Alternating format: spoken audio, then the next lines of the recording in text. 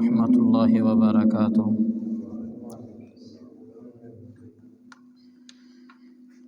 إن الحمد لله نحمده ونستعينه ونستغفره ونعوذ بالله من شرور أنفسنا ومن سيئات أعمالنا. من يهده الله فلا مضل له ومن يضلل فلا هادي له. أشهد أن لا إله إلا الله وحده لا شريك له، وأشهد أن محمدًا عبده ورسوله. أما بعد فإن خير الحديث كتاب الله، وخير الهدي هدي محمد صلى الله عليه وسلم، وشر الأمور محدثاتها، وكل محدثة بدعة، وكل بدعة ضلالة، وكل ضلالة في النار.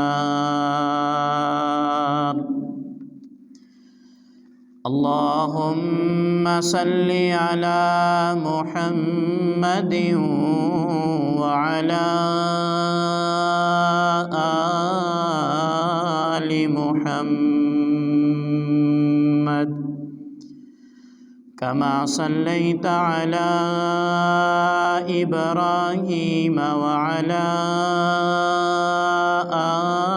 آل إبراهيم إنك حميد مجيد. اللهم بارك على محمد وعلى آل محمد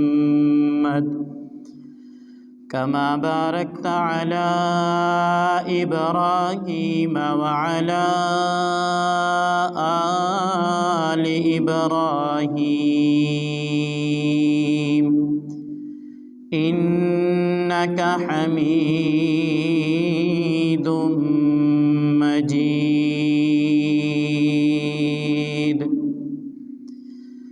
أما بعد فأعوذ بالله السميع العليم من الشيطان الرجيم.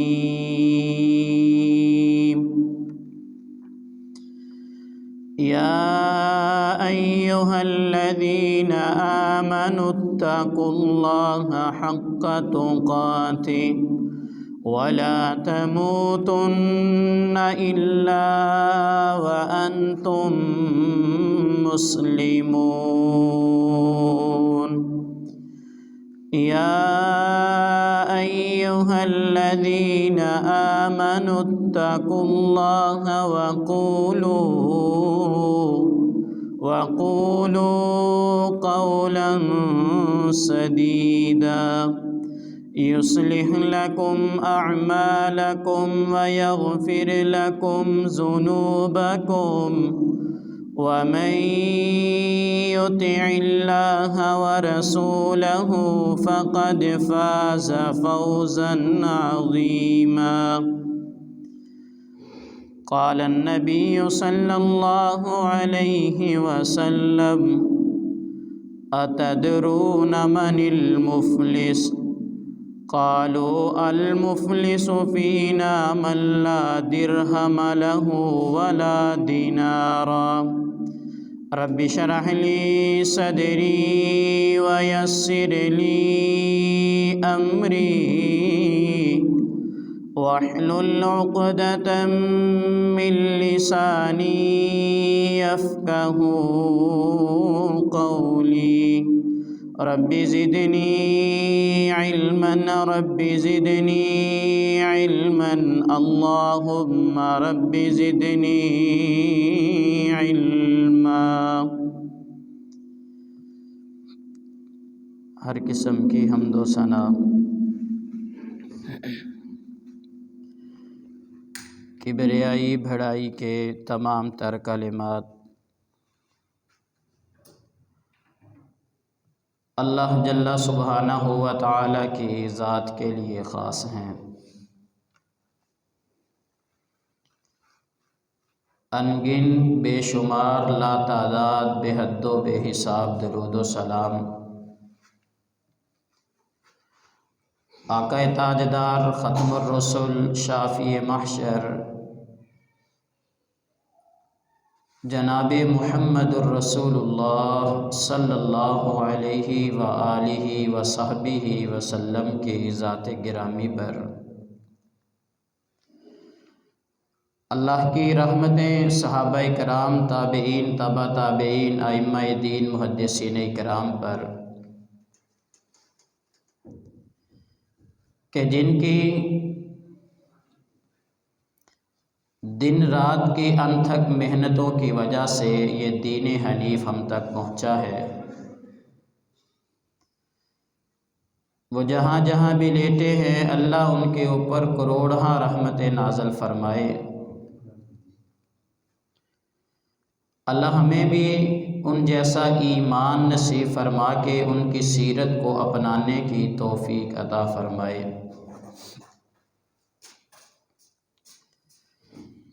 صاحبوں، ساتھیوں، میری اسلامی روحانی پردہ نشی ماؤں اور بہنوں،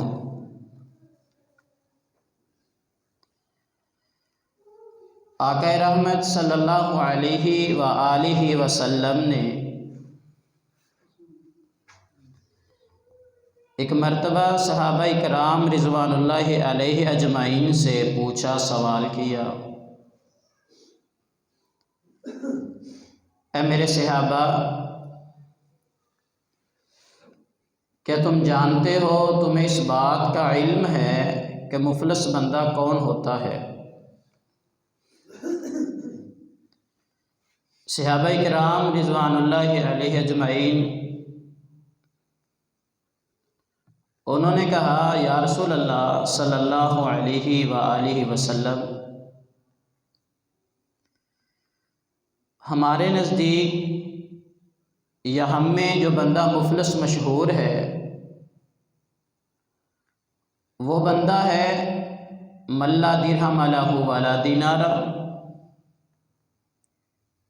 چونکہ اس وقت کی کرنسی درم و دینار تھی، جس کے پاس دنیا کا روپیہ پیسہ نہ ہو، دنیا کا مال و متاع نہ ہو، جسے ہم عام سادے الفاظ میں غریب کہتے ہیں۔ یا رسول اللہ، ہم تو اسی بندے کو مفلس سمجھتے ہیں جس کے پاس نہ دینار ہے نہ درہم ہے۔ فقال، تو نبی علیہ السلام نے فرمایا، اے میرے صحابہ، میری امت کا جو مفلس ترین بندہ ہے نا، قیامت کے دن من یأتی یوم القیامہ، قیامت کے دن یہ بندہ آئے گا، اللہ کے سامنے اس کو لایا جائے گا، پیش کیا جائے گا۔ جب یہ بندہ آئے گا بصلاۃ و صیام و زکوٰۃ، اس کے نامہ اعمال میں نماز جیسے عمل بھی ہوں گے، نماز اس نے ساری زندگی پڑھی ہوگی، نماز کا پابند ہوگا، وصیام،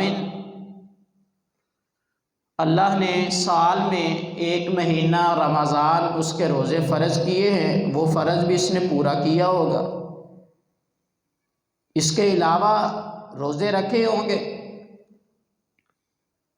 الغرض کہ اس کے نامہ اعمال میں روزے جیسی نیکی بھی موجود ہوگی۔ وزکوٰۃ، اللہ کے راستے میں خرچ بھی کرتا ہوگا، یعنی نامہ اعمال میں بڑی بڑی نیکیاں پہاڑوں جیسی یہ لے کے آئے گا۔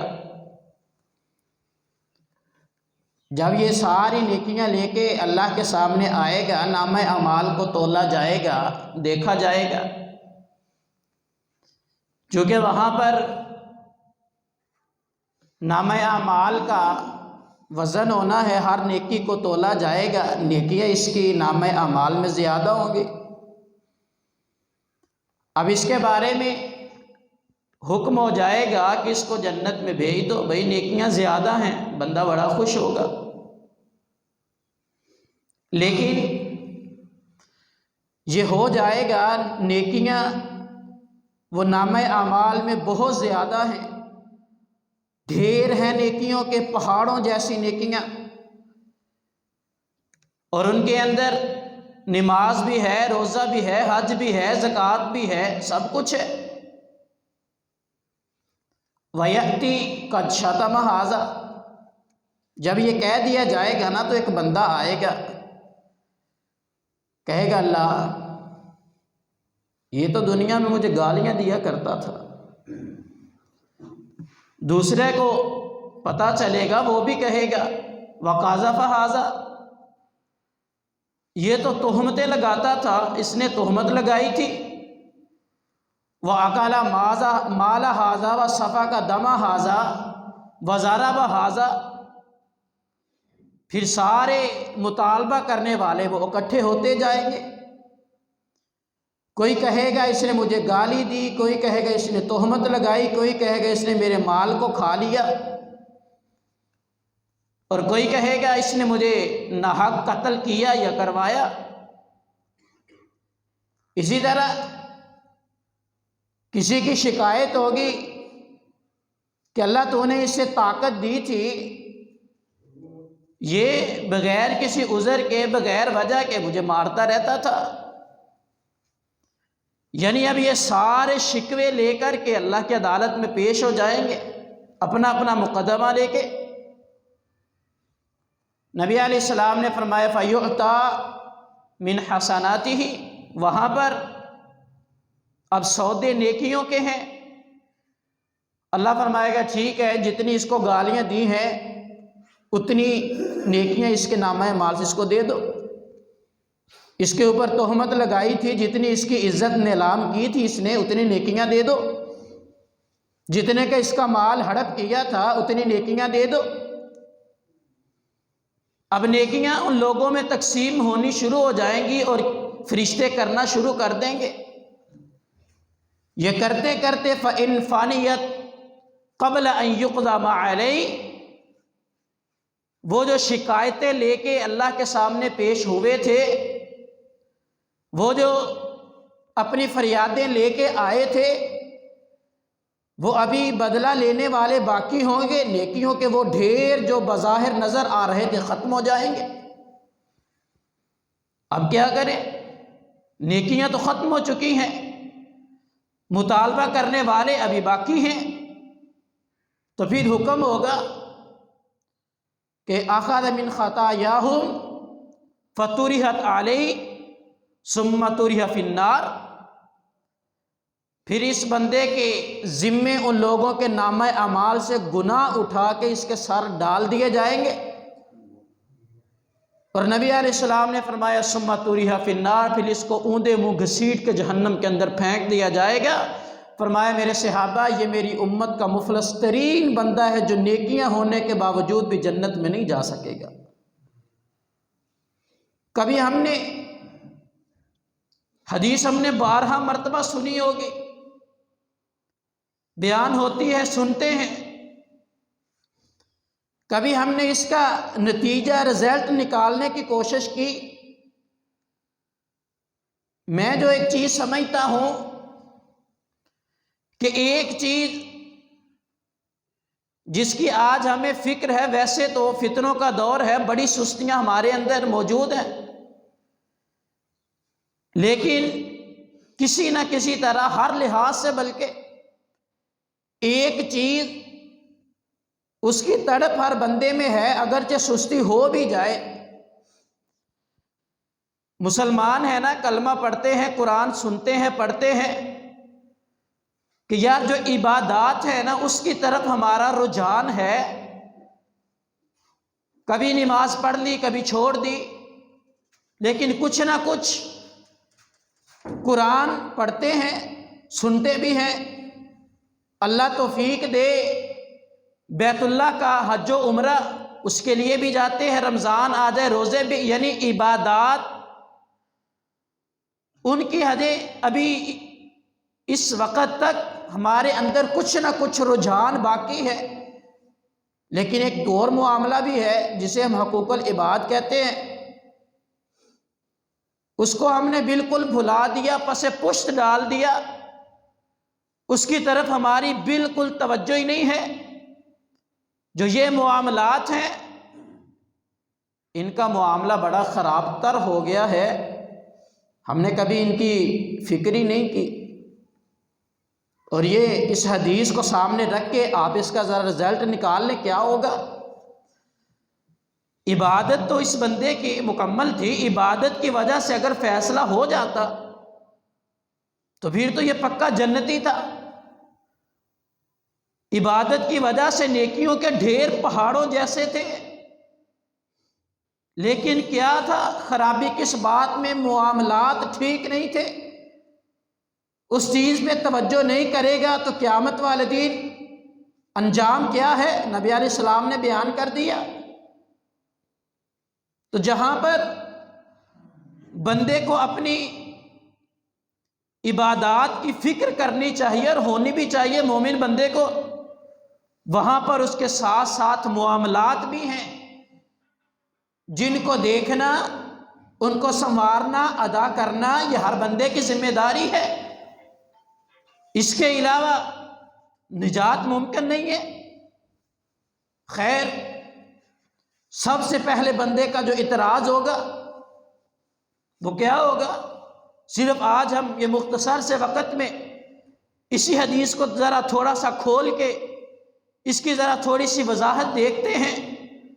ایسا نہ ہو کہ یہ گناہ ہمارے اندر بھی پائے جاتے ہوں اور ہمیں علم ہی نہ ہو، اور بے علمی کی وجہ سے، لا علمی کی وجہ سے، جہالت کی وجہ سے اللہ نہ کرے کل ہم بھی اس معاملے سے دوچار ہو جائیں۔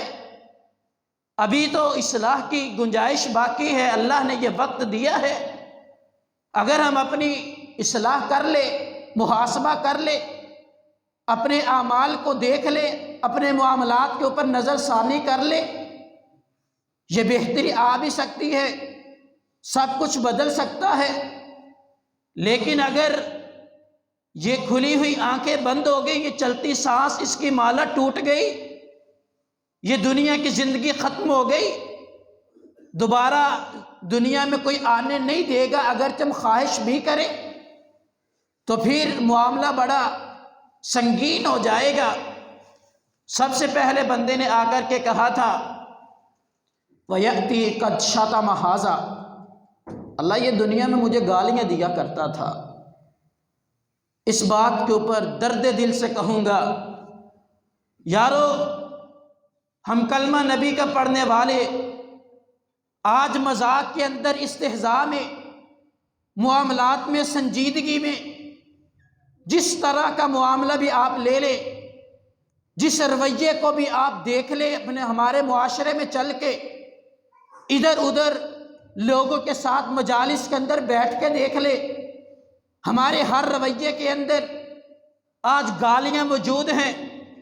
ہمارا مذاق اور استہزاء اگر ہے، گالی سے شروع ہو کے گالی پہ ختم، اگر ہماری کسی سے تلخ کلامی ہو جائے، ہماری تلخ کلامی گالی سے شروع گالی پہ ختم، اگر ہم سنجیدہ گفتگو بھی کر رہے ہوں، ہماری ہر گفتگو گالی سے شروع گالی پہ ختم، کوئی اگر غصہ کر لے ہم کہتے ہیں مذاق سے کہا ہے، آج ہمارے تقیہ کلام وہ گالی بن چکی. آج ہمارا کسی کو مخاطب کرنے کے انداز میں گالی، کسی کو کوئی بات سمجھانی ہو تو گالی کے ساتھ. البتہ کہ ہر ایک معاملے کے اندر گالیاں ہی گالیاں نظر آتی ہے، چھوٹے سے لے کر بڑے تلک، ہمارے جوان سے لے کر بوڑھے تلک، ہر ایک مردوں سے لے کر عورتوں تلک، ہر ایک کے اندر یہ گالیاں ہماری گفتگو میں یہ ایسا نسور بن چکا ہے جس کی ہر ایک بندے کی زبان کے اوپر عام ہے اور ہمیں پرواہ ہی نہیں ہوتی. سب سے پہلے اس بندے کا مطالبہ ایک ہے، قد شتم ھذا، اور جسے اللہ نے تھوڑی سی وہ طاقت دے دی ہو نا، کوئی تھوڑا سا عہدہ ملا ہو، صاحب اقتدار ہو، تو وہ اپنے سے جو نیچے طبقے کے لوگ ہیں یا اس کے جو ملازمین ہیں وہ انہیں تو بالکل اتنا گھٹیا سمجھتا ہے کہ سوائے گالی کے وہ بولتا ہی نہیں. تھوڑی سی بات، وہ کسی سے تھوڑا سا کام خراب ہو جائے گالیاں. نہیں میرے بھائیو، اس سے آگے بڑھیے. یہ چیز اخلاق کے منافی ہے، یہ بندہ کا حسن اخلاق نہیں ہے. جو بھی کہتا ہے نا، بندہ کہتا ہے فلاں بندہ یار بڑا بدتمیز ہے، بڑی گالیاں دیتا ہے، بڑا بد زبان ہے. مومن بندے کو ایسی باتیں زیب تو نہیں دیتی. دیکھ رہے نبی علیہ السلام کی کتنی روایات ہے کہ مومن کبھی بھی بد گو نہیں ہو سکتا، بد زبان مومن نہیں ہوتا. نبی علیہ السلام نے کہا تھا، احادیث موجود ہے، نبی علیہ السلام نے فرمایا تھا مومن کبھی بھی بد زبان نہیں ہوتا. اور آج ہماری زبان پہ گالیاں ہیں. اور پھر اس سے آگے بڑھیے، ہمارے اخلاق کا لیول وہ اتنا گر چکا ہے، کوئی تھوڑا سا ہم سے کمزور بندہ ہو نا، ہم اس کی بات سننا گوارا ہی نہیں کرتے. حالانکہ یہ اتنی بڑی نیکی تھی. نبی علیہ الصلوۃ والسلام نے فرمایا تھا، ان من خیارکم احسنکم اخلاقا، تم میں سے بہترین بندہ وہ ہے جو اپنے اخلاق کو بہتر کر لے. جب بندے کا اخلاق اچھا ہونا، بندہ اخلاق حسنہ کا وہ نمونہ ہو، بندہ اخلاق حسنہ کا پیکر ہو، تو پھر یہ ذات پات، اونچ نیچ یہ ختم ہو جاتی ہے. اور نبی علیہ الصلوۃ والسلام جیسا حسن اخلاق کا پیکر کوئی آیا نہیں، اور آپ جیسا اخلاق یقیناً کسی کا تھا بھی نہیں، ہوگا بھی نہیں. اور آپ جیسا بڑا عظیم شخص دنیا نے دیکھا ہی نہیں ہے آج تک. اور صرف یہ ہمارے تو وہ پیر و مرشد ہے، ہمارے رہنما و مربی ہے نا، ہماری تو عقیدت کا اظہار ہی ایسے ہوتا ہے. یہ صرف ہم نہیں کہتے بلکہ دنیا والوں نے بھی مانا ہے، یہ غیر مسلموں نے بھی کتابیں لکھی ہے اور اس بات کو تسلیم کیا ہے کہ محمد رسول اللہ صلی اللہ علیہ وآلہ وسلم جیسا پیکر اور لیڈر آج تک کوئی نہیں آیا. ان جیسے جو دنیا کو انہوں نے ایک زندگی گزارنے کے رہنما اصول دیے ہیں، ان جیسا کوئی تھا ہی نہیں، ان جیسا اخلاق کسی کا بھی نہیں تھا. آپ کے اخلاق کا پتہ کیا تھا؟ آپ کے اخلاق کا نمونہ کیسے تھے آپ کا اخلاق کیسا تھا؟ سیدنا انس رضی اللہ تعالی عنہ، حدیث بخاری و مسلم میں موجود ہے، فرماتے ہیں قال اقیمت الصلاۃ ورجل یناجی رسول اللہ صلی اللہ علیہ وسلم فما زال یناجیہ. اگر نماز کے لیے نبی علیہ السلام گھر سے آتے نا، جماعت کا وقت بھی ہو جاتا، اقامت کہہ دی جاتی، نماز کے لیے اقامت ہو جاتی، نبی علیہ السلام نماز پڑھانے کے لیے آتے، چونکہ گھر سا جب حجرے سے نکلتے صحابہ کرام اقامت کہہ دیتے. اقامت کہہ دی گئی، آپ نماز پڑھانے کے لیے آنے لگے. وَرَجُلٌ يُنَاجِي، ایک دیہاتی آدمی تھا، وہ آگے بڑھا، اس نے نبی علیہ السلام کا ہاتھ پکڑا اور آپ سے کوئی بات چیت کرنے لگا، سرگوشی کرنے لگا. فرمایا فما زال یناجی، نبی علیہ السلام نے اپنا ہاتھ نہیں چھڑایا اس سے. یہ نہیں کہا کہ بھائی مجھے نماز پڑھا لینے تو بعد میں آ جانا، نہیں. ہمیں یہ ایک درس دیا ہے لوگوں کی کتنی اہمیت تھی آپ کے نزدیک. کہیں اس کا دل نہ ٹوٹ جائے، وہ یہ نہ سمجھے کہ میں حقیر تھا، میری بات نہیں سنی، میرا مقام کم ہے، میری بات کے اوپر غور ہی نہیں کیا، میری کوئی اہمیت ہی نہیں ہے. کیونکہ نبی علیہ السلام نے فرمایا تھا، لوگوں مسند احمد کی صحیح حدیث ہے، فرمایا یہ مومن جنہیں آپ آج تم حقیر سمجھتے ہو، یہ لوگ جن کی آج تمہاری نظروں کے اندر عزت و احترام ہی نہیں ہے، کلمہ مصطفیٰ کا پڑھے، بندہ مومن ہو، مسلمان ہو۔ نبی علیہ السلام نے فرمایا لوگوں ایک مومن بندے کی جو عزت حرمت اللہ کے نزدیک وہ بیت اللہ کعبۃ اللہ سے بھی زیادہ ہے۔ آج ہمیں اس عزت کا علم ہی نہیں ہے، کتنی عزت ہے بیت اللہ کی، اس کی طرف منہ کر کے کوئی تھوک نہیں سکتا۔ وہ بیت اللہ جس کی طرف منہ کر کے قضائے حاجت کرنے سے نبی علیہ السلام نے منع کیا، وہ بیت اللہ جس کے اندر کوئی چیز گری بھی پڑی ہو، کانٹا جھاڑی خاردار جھاڑی بھی ہو نا، اسے بھی کاٹنے سے نبی علیہ السلام نے منع کیا، یہ حرمت ہے۔ آقا علیہ السلام نے فرمایا کہ مومن بندے کی حرمت عزت بیت اللہ سے بھی زیادہ ہے۔ آج ہمیں احساس ہی نہیں ہے، یہ ہمارا اخلاق ہے۔ وہ نبی علیہ السلام تھے، ان کی زندگی ہمارے لیے نمونہ نہیں ہے۔ فرمایا یہ بندہ آیا، ہاتھ پکڑا، نبی علیہ السلام سے باتیں کرنا شروع کی۔ کتنی دیر تک؟ فرمایا وہ باتیں کرتا رہا، نبی علیہ السلام سنتے رہے، حتیٰ نام اصحابہ، حتیٰ کہ کئی صحابہ انتظار کر کر کے بیٹھے اور سو گئے۔ نبی علیہ السلام اس بندے کی بات اتنی دیر تک سنتے رہے، ہاتھ نہیں چھڑایا۔ یہ آپ کا اخلاق تھا۔ اور فرمایا ثم قام فصلی، پھر نبی علیہ السلام جب اس نے اپنی بات کو مکمل کیا پھر آگے بڑھے، نبی علیہ السلام مصلی پہ آئے، نماز پڑھائی۔ یارو ایک عام سا بندہ، اس سے بھی بڑھ کے صحیح بخاری کی کتاب الادب کے اندر روایت موجود ہے، سیدنا انس رضی اللہ تعالیٰ عنہ فرماتے ہیں کہ نبی علیہ السلام راستے سے آ رہے ہوتے نا، مدینے کی کوئی بھی لونڈی، غلام، اور یہ غلام اور لونڈیاں اس وقت کی حقیر ترین مخلوق جسے سمجھا جاتا تھا۔ آج ہمارے اس دور میں آپ کہہ لیں کہ ہمارے گاؤں کا کوئی کمی ہو، جسے ہم کہتے کہ یہ کمی ہے، سارے گاؤں کا کام کرنے والا۔ نبی علیہ السلام کے صحابی فرماتے اگر کوئی غلام یا لونڈی نبی علیہ السلام کا ہاتھ پکڑ لیتے نا کسی کام کے لیے، جہاں دل کرتا نبی علیہ السلام کو لے جاتے، آپ خاموشی سے اس کے پیچھے پیچھے چلتے جاتے، جو وہ کہتا آپ اس کی بات کو سنتے بھی تھے اور مان بھی لیتے تھے۔ کیسا اخلاق ہے یارو! آج ہم لوگوں کی بات سننے کے لیے تیار نہیں ہیں۔ اسی طرح ہمارا اخلاق اتنا گر چکا اور ہم نے کبھی سوچا ہی نہیں، ہمیں پرواہ ہی نہیں۔ خیر، اس سے بھی بڑھ کے مسلمان بیمار ہو جائے، کسی کو کوئی پرواہ ہی نہیں ہے کہ اس کی عیادت ہی کر لے۔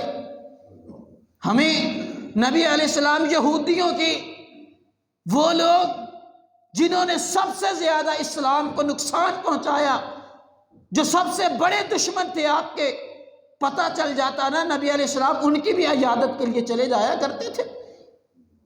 صحیح بخاری کی وہ مشہور حدیث نہیں ہے کہ وہ یہودیوں کا ایک لڑکا تھا جو کبھی کبھی نبی علیہ السلام کی مجلس میں آ جاتا اور وہ نبی علیہ السلام کی خدمت کر دیا کرتا، بیمار ہو گیا، آپ اس کے گھر تشریف لے گئے اس کی تیمارداری کے لیے، دیکھا کہ وہ آخری سانسیں لے رہا ہے، نبی علیہ السلام نے فرمایا کہ لا الہ الا اللہ پڑھ لے۔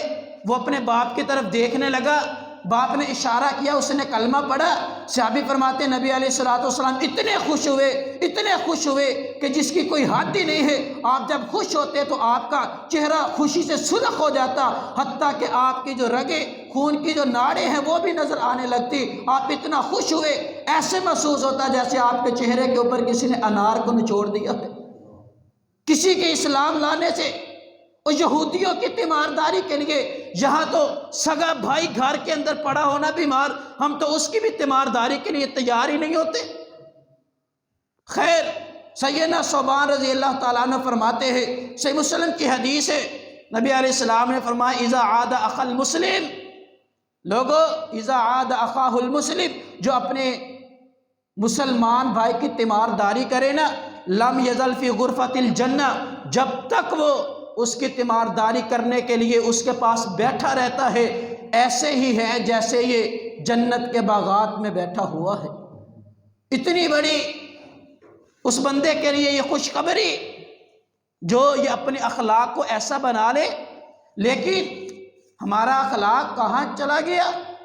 سب سے پہلے بندہ آئے گا، ہم نے لوگوں کو جب سے حقیر سمجھنا شروع کر دیا، یہ ساری کی ساری باتیں نہ ہمیں لوگوں کی پرواہ ہوتی ہے، ہم یہ بھی نہیں دیکھتے آنے والا مسلمان ہے یا نہیں، اس کے میرے اوپر کچھ حق بھی ہے یا نہیں، اور جب زبان سے بولتے ہیں تو اس کو گالیوں پہ اتر آتے ہیں۔ سب سے پہلا بندہ آئے گا، آ کر کے کہے گا قد شتم ھذا، اے اللہ جس کے لیے جنت کا اعلان کر دیا گیا، اس کی نیکیاں دیکھ کر یہ تو دنیا کی زندگی میں گالیاں دیا کرتا تھا۔ دوسرا آنے والا کیا کہے گا؟ وَقَذَفَ ھذا، اس نے میرے اوپر تہمت لگائی تھی۔ تہمت، آج تھوڑا سا درد دل سے میں پیغام دینا چاہوں گا، نوجوان ساتھی بھی ہیں، بزرگ بھی ہیں، بچے بھی ہیں، میری مائیں اور بہنیں بھی میری آواز کو سن رہی، آج ایک پیغام دینا چاہوں گا کہ جوان ساتھیو، ذرا میرے ان الفاظ پہ غور کیجئے گا، میرے اس پیغام کو آج اپنے دل پہ لکھ کے لے جانا، ہو سکتا ہے میری اور آپ کی نجات کے لیے آج کا کوئی ایک جملہ کافی ہو جائے۔ آج ہمارا وہ اخلاق اتنا گر چکا، نبی علیہ السلام نے فرمایا تھا اپنے صحابہ اکرام کو مخاطب کرتے ہوئے، ان کی تربیت فرماتے ہوئے کہ اے میرے صحابہ، رستوں کے اندر نہیں بیٹھنا، راستے جو ہیں ان کو چھوڑ دیا کرو، ان راستوں سے ہماری مستورات گزرتی ہے، ہماری مائیں اور بہنیں گزرتی ہے، ادھر نہیں بیٹھنا۔ صحابہ اکرام نے آگے سے عذر پیش کیا تھا، یا رسول اللہ صلی اللہ علیہ وسلم، گھروں کے اندر ہماری بیٹھکیں نہیں ہیں، ہمارے الگ سے بیٹھنے کو دارے نہیں ہیں جہاں پر بیٹھ کے ہم اپنے مسائل کو ڈسکس کر لے، جہاں پر بیٹھ کے ہم اپنے مسائل کو آپس کے اندر شیئر کر لے۔ نبی علیہ السلام نے فرمایا اگر یہ مجبوری ہے پھر راستوں کے اندر بیٹھ جاؤ، لیکن حکم ساتھ ایک دیا تھا اور تو طریقہ حق کا ہو، لیکن رستوں کا جو حق ہے وہ دینا ہے۔ وہ حق کیا ہے؟ فرمایا اغض للبصر، اپنی آنکھوں کو جھکا کے بیٹھنا ہے، یہ نہ ہو گزرنے والی مستورات آپ کی ان آنکھوں کا نشانہ بنے، آپ کی ان آنکھوں کی وہ آنکھوں ان کے اوپر پڑے۔ آج ہمارا یہ ہے چوکوں چوراہوں کے اندر بیٹھ کے مجلسے بھی لگاتے ہیں، یہ ہماری مجلسے اور وہاں سے گزرنے والی ہوتی کون ہے؟ اسی گاؤں کی ہماری مائیں اور بہنیں، آج وہاں سے کسی کی ماں اور بہن گزر رہی، یقیناً رستہ ہے نا، وہاں سے کل ہماری ماں بھی گزرے گی، بہن بھی گزرے گی، بیٹی بھی گزرے گی، لیکن آج جب وہ گزرتی ہے ان کے گزرنے پہ تبصرے، ان کے آنے اور جانے پہ تبصرے اور طرح طرح کی باتیں ہوتی ہے کہ یہ فلاں کے ساتھ ایسے، ہم ان کے بارے میں سارا کا سارا بایو ڈیٹا نکال کے بیٹھ جاتے ہیں۔ ایک بات کو یاد رکھ لینا، آج دل کی تختیوں پہ لکھ کے لے جاؤ کہ لوگوں، جو لوگ ایسے بیٹھ کے دوسروں کی ماں اور بہنوں کے اوپر تبصرے کرنے والے، لوگوں کو ان کے خلاف اشتعال دلانے والے، اگر وہ ایسی نہ ہوئی جیسے جملے آپ نے کسے، ان کے بارے میں جیسے الفاظ آپ نے کہے، اگر وہ ایسی نہیں ہے تو پھر سن لیجئے، قرآن کو پڑھ لیجئے، سورہ النور کے اس آیت کو یہ تلاوت گھر جا کے کر لینا۔ اللہ نے کیا کہا ہے؟ والذین یرمون المحصنات، وہ لوگ جو ان پاک دامنہ عورتوں کے اوپر جنہوں نے گناہ کیا نہیں ہوتا ان کے بارے میں ایسی بات کہتے ہیں، والذین یرمون المحصنات ثم لم یأتوا باربعۃ شہداء فاجلدوہم 80 جلدہ۔ اللہ کا قرآن کہتا ہے جو ایسی باتیں زبانوں سے کہے، دوسروں کو کرے، چاہے مذاق کے لیے کہے، اپنی انٹرٹینمنٹ کے لیے کرے، اپنے استہزاء کے لیے، لوگوں اپنی مجلس کو گرمانے کے لیے، جو کسی کی ماں اور بہن کے لیے ایسی بات کہتا ہے، فرمایا ثم لم یأتوا باربعۃ شہداء، اس کو چاہیے اپنی اس بات پہ 4 گواہ پیش کرے، اگر وہ 4 گواہ پیش نہیں کرتا فاجلدوہم 80 جلدہ، یہ ایسا بدبخت بندہ ہے اس کو 80 کوڑے مارے جائے۔ یہ قرآن کہتا ہے، سورہ النور 18واں پارہ ہے، قرآن کہتا ہے اس کو 80 کوڑے مارے جائیں، اور صرف 80 کوڑے نہیں، فلا تقبلوا لہم شہادہ، یہ ایسا فاسق ترین بندہ ہے کہ آج کے بعد اگر اس کسی جگہ پر اس کی گواہی لینی پڑے، قرآن کہتا ہے کہ لوگوں فلا تقبلوا لہم شہادۃ ابدا، پھر کبھی مسلمان اس کی گواہی کو قبول نہیں کریں گے۔ کتنی بڑی بات ہے، یہ بندہ اتنا گر چکا کہ کسی کی گواہی بھی نہیں دے سکتا، اور فرمایا وَأُولَئِكَ هُمُ الْفَاسِقُونَ، یہی لوگ تو فاسق ہیں۔ جو لوگوں کی ماں اور بہنوں کے بارے میں ایسی باتیں کرے. اور آج ہماری مجلسیں شروع بھی اسی گفتگو سے، ختم بھی اسی پر. آج ہمارا بہترین ٹاپک اور جو موضوع وہ لوگوں کی مائیں اور بہنیں اور ان کی عزتیں، ان کی عصمت دری کرنا، یہ آج ہمارے نوجوانوں کا محبوب ترین ٹاپک ہے. جہاں بھی بیٹھے بات اسی کے اوپر. اور قرآن کیا کہتا ہے؟ ان الذین یرمون المحصنات الغافلات المؤمنات. وہ لوگوں ایسی عورتوں کے بارے میں جنہوں نے یہ کام کیا نہیں. اگر آپ نے بات کی ان الذین یرمون المحصنات الغافلات المؤمنات لعنوا فی الدنیا والآخرہ، ایسا بندہ لعین ترین ہے دنیا میں بھی اور آخرت میں بھی. اللہ کی لعنت ہے اس پر. یہ اللہ کی لعنت کا مستحق ہے. اس کے اوپر لعنت ہے جو ایسی باتیں کرتا ہے، جو کو چراہوں میں بیٹھ کے کرے یا جہاں پر بھی بیٹھ کے لوگوں کی ماں اور بہنوں کے لیے. اور کبھی آپ غور کر لیں، ایک ہی جگہ کے اوپر بیٹھ کے ایک ہی بندہ آپ کے ساتھ بیٹھ کے جب دوسرے کی ماں اور بہن کی باتیں کرتا ہے نا، جگہ وہی ہوتی ہے، بندہ تبدیل ہو جاتا ہے. آپ کی جگہ پہ کوئی اور آ جاتا ہے، وہی بندہ آپ کی ماں اور بہن کے اوپر بھی تبصرہ کرتا ہو آپ کو مل جائے گا. دیکھ لیں، وہ آپ نے اتنے شوق سے سنی ہے. یہ ہمارا اخلاق ہے، یہ ہمارا دین ہمیں یہ تربیت ہماری کی ہے اور ہمیں اس چیز کا درس دیتا ہے. باتیں تو بڑی کڑوی ہیں لیکن حقیقت ایسے ہی ہے. اگر تھوڑا سا درد دل سے میرے اس پیغام کو سمجھیے گا، اللہ کی قسم ایسے ہی ہمارے معاشرے کے اندر یہ بد امنی. اور ایک وقت آتا ہے وہی بندہ، حالانکہ ایسا کچھ بھی نہیں ہوتا، کسی کے گھر سے نکلتے کسی کو دیکھ لینا، اپنا وہ ذہن کے اندر وہ سکینڈل بنا کے بیان کر دے. ایک وقت آتا اور میں نے اپنی آنکھوں سے دیکھا ہے اور میں ان بندوں کو جانتا ہوں کہ پھر اسی بندے کے ساتھ جب اس بچی کا نکاح کر دیا جائے، اللہ کی قسم اس کے ایک جملے کی وجہ سے جو حق کے اوپر مبنی بھی نہیں تھا بھی جھوٹا، آپ کے اس ایک جھوٹ کی وجہ سے 2 خاندان وہ اجڑ کے رہ جاتے ہیں. ہمیں کیا ملا؟ یہ شیطانی سوچے نہیں ہیں، یہ شیطانی ہتھ کنڈے نہیں ہیں، یہ ابلیس کی چالیں نہیں ہیں. یہ ہمارا اخلاق اتنا گر چکا کہ جس بات کا کوئی منہ سیری نہیں ہوتا ہم اس کو یوں بیان کرتے ہیں دھڑلے کے ساتھ. ہمیں کوئی روکنے والا نہیں، ہماری کوئی تربیت کرنے والا نہیں. کہاں تک ہمارا اخلاق کا لیول گر چکا، ہمیں پرواہ نہیں ہے. اور پھر ہم یہ سمجھتے ہیں کہ ہمارے معاشرے میں بد امنی ہے. امن کہاں سے آئے؟ ہمارا معاشرہ قیامت کی چال چل چکا، اس میں امن کن سے آئے گا؟ اگر رہنے والے باسیوں کا اخلاق اتنا گرا ہوگا تو بتاؤ تو صحیح امن کہاں سے آئے گا؟ امن لانے والے بھی ہم ہیں، اس کو برباد کرنے والے بھی ہم. کیونکہ آج ہم نے اپنی تربیت کو بھلا دیا، اسلام کی تعلیمات کو بھلا دیا. خیر، نبی علیہ الصلوۃ والسلام کی صحیح مسلم کی وہ حدیث ہے، آقا رحمت صلی اللہ علیہ وسلم نے فرمایا تھا اجتنبوا السبع الموبقات. لوگوں 7 گناہ ایسے ہیں جو بندے کو ہلاک کر کے رکھ دیتے ہیں، جو بندے کی بربادی کا سبب بنتے ہیں. اجتنبوا، اپنے آپ کو ان 7 گناہوں سے بچا کے رکھنا. پتہ وہ کون سے 7 گناہ ہیں؟ نبی علیہ الصلوۃ والسلام نے فرمایا تھا، جب صحابہ کرام نے یہ بات سنی نا تڑپ گئے. کیا ترجیح تھی ان لوگوں کی؟ ایسی بات سنتے تڑپ جاتے تھے. انہوں نے کہا قالوا یا رسول اللہ صلی اللہ علیہ وسلم وما ہن، اللہ کے نبی ہمیں بتاؤ تو صحیح وہ ایسے اتنے بڑے بڑے گناہ ہیں کون سے جن کی وجہ سے بندہ ہلاک ہو جاتا ہے، سارے نیکیاں سارے اعمال برباد ہو جاتے ہیں.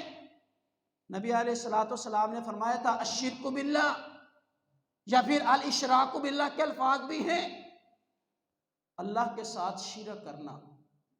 جو بندہ اللہ کے ساتھ شرک کرے بس سحر، جادو، وقتل النفس التی ما حرم اللہ علیہ، جس کا کوئی قصور بھی نہیں اس بندے کو قتل کر دینا، ناجائز کسی کا قتل. اور پھر فرمایا وَأَكْلُ الرِّبَا وَأَكْلَ مَالَ الْيَتِيمِ، سود کو کھانا، یتیموں کا مال ہڑپ کر جانا.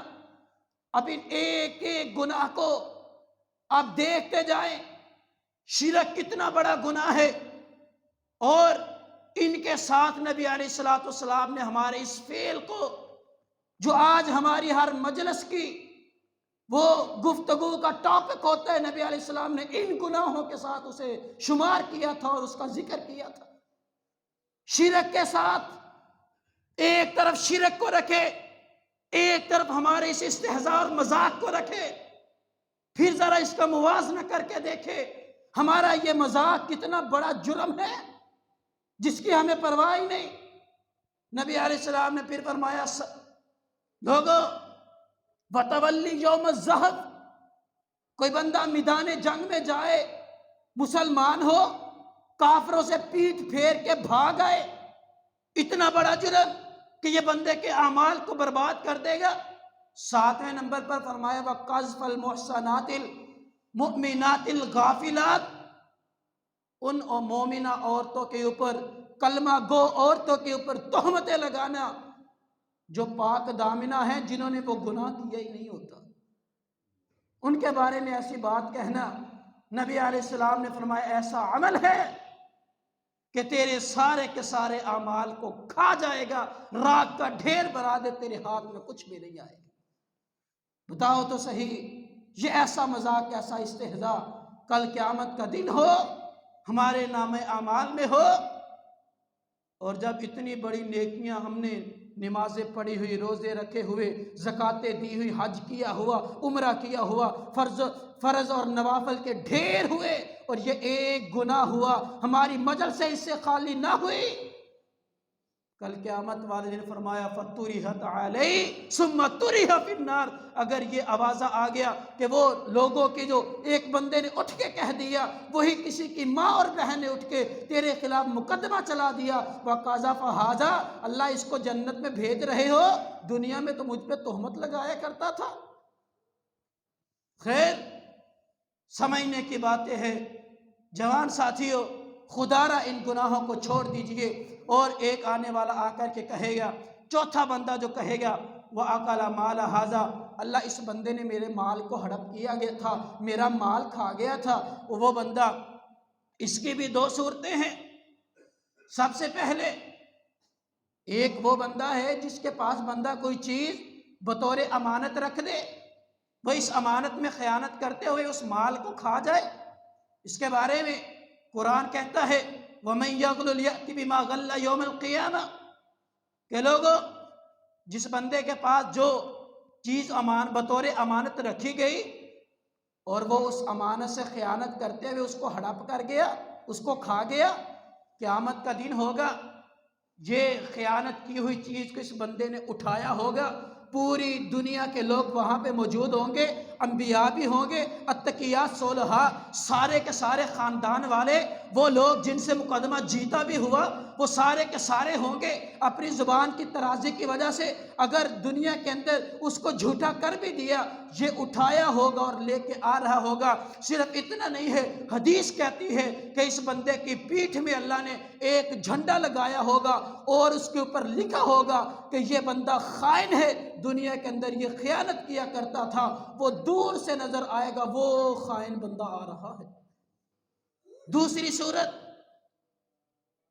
زمیندار بیٹھے ہیں، ناجائز ناحق کسی کی زمین کو ہڑپ لینا۔ آج جس کے پاس تھوڑی سی طاقت ہو نا، جس کی تھوڑی سی واقفیت ہو، بات چیت کرنے کا ڈھنگ آتا ہو، وہ ایکڑوں کے ایکڑ لوگوں کے ایکڑوں کے ایکڑ یہ ہتھیا لیتے ہیں، وہ ان کے اوپر ناجائز قبضہ ہمارے ملک میں عام نہیں ہے۔ سیدہ عائشہ صدیقہ رضی اللہ تعالی عنہ فرماتی ہے کہ لوگوں جس بندے نے ایسا کیا کسی کی زمین کے اوپر، من ظالم قید شبری من الارض توقہ من 7 اراضین، جس نے صرف ایک بلش، ایک گٹھ زمین کی کسی کی ناجائز اس کے اوپر قبضہ کر لیا نا، فرمایا قیامت کا دن ہوگا توقہ من 7 اراضین، 7 زمینوں کا توق بنا کے اللہ قیامت والے دن اس بندے کے گلے میں ڈالے گا۔ 7 زمینوں کا توق، صرف ایک بلشت زمین کی وجہ سے، اور اگر ساتوں کے بندہ ایکڑوں کے ایکڑ ہڑپ کر جائے، بتاؤ اس کو سوچنا تو چاہیے۔ اس کے لیے یہ ایک پیغام ہے کہ لوگوں وہ بندہ سوچے کہ میں قیامت والے دن ان کا حساب کیسے دوں گا۔ یہی ان بندوں نے آ کے کہا تھا۔ نبی علیہ السلام نے فرمایا، اے صحابہ، یہ بندہ مفلس ترین بندہ ہے جو نیکیاں تو لے کے آئے گا لیکن نامہ اعمال کے اندر یہ گناہ بھی ہوں گے۔ ان گناہوں کی وجہ سے نیکیاں لوگوں میں تقسیم کر دی جائیں گی، یہ ساری کی ساری نیکیاں لوگوں کو دے دی جائیں گی، لیکن وہ مطالبہ کرنے والے ابھی باقی ہوں گے۔ پھر ان کے گناہ اس کے سر ڈال کے فرمایا ثم طرح فی النار، پھر اس کو منہ کے بال گھسیٹ کے جہنم میں پھینک دیا جائے گا۔ فرمایا میرے صحابہ، یہ میری امت کا مفلس ترین بندہ ہے۔ اللہ سے دعا ہے کہ اللہ تعالی ہمیں ان اعمال سے بچنے کی توفیق عطا فرمائے۔ اللہ تعالی ہمیں لوگوں کے حق کو صحیح معنوں میں ادا کرنے کی توفیق عطا فرمائے۔ اللہ تعالی ہمیں اپنے معاملات کو سنوارنے کی توفیق عطا فرمائے۔ وقول قولی ھذا واستغفر اللہ لی ولکم ولسائر المسلمین، وآخر دعوانا الحمد للہ رب العالمین۔